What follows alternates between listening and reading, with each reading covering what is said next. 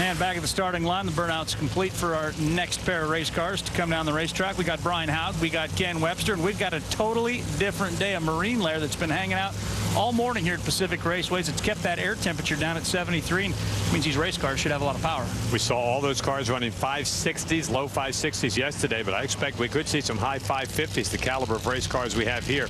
I mean, that air temperature right there, I mean, 73 degrees is just wacky here. Before we came here, got here early in the week, they had not had a day over 75 degrees here all season long. We had 90 degrees earlier this weekend. The guys qualified on a hot track, and like I said, completely different right now. For more on Brian Hough, here's Stat Guy. Well, Brian Hough's weekend started kind of tough. He actually torched ahead in qualifying on Friday. I spoke to his wife and Brian about doing that. They said that's a couple $1,000s. They said it rather matter of fact. But he went on to win the Mission Points race, Bob. So right now he's having a pretty good weekend. We'll see if he can go some rounds. Final here, right? Yeah, they had some rain problems up there in Mission, Canada, so they came down here. He beat John Evanchuk in the final for that one. Ken Webster in the Sin Oil Energy Services team machine. 574 in the opening round. Certainly not a bad effort. The difference here, of course, now today, Dave, with the weather like this, these cars, as I mentioned, are very aggressive in low gear. You could see some severe tire shake from some of these cars that could play into who wins and who advances into the next round.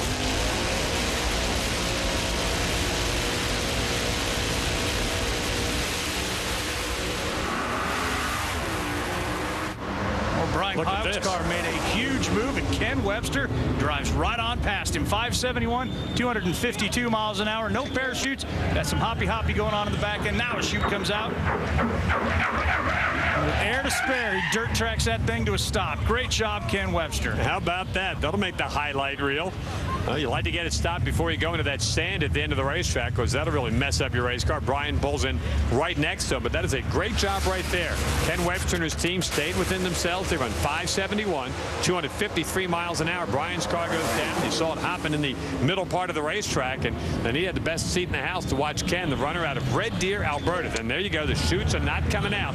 Finally gets it out way down the racetrack, but this track has a little incline at the end of the racetrack that'll scrub some speed off. Big wiggle out of that right there. And normally the parachutes come out right now. Normally you don't hear this kind of action at the top end.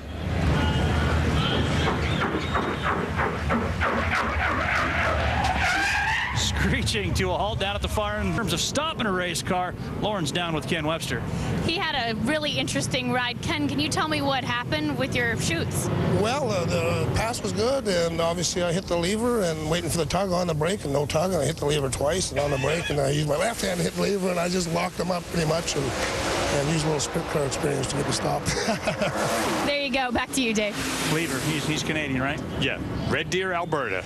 You mentioned it, and there it is. Good job by Ken Webster, though. Tremendous job getting that car stopped.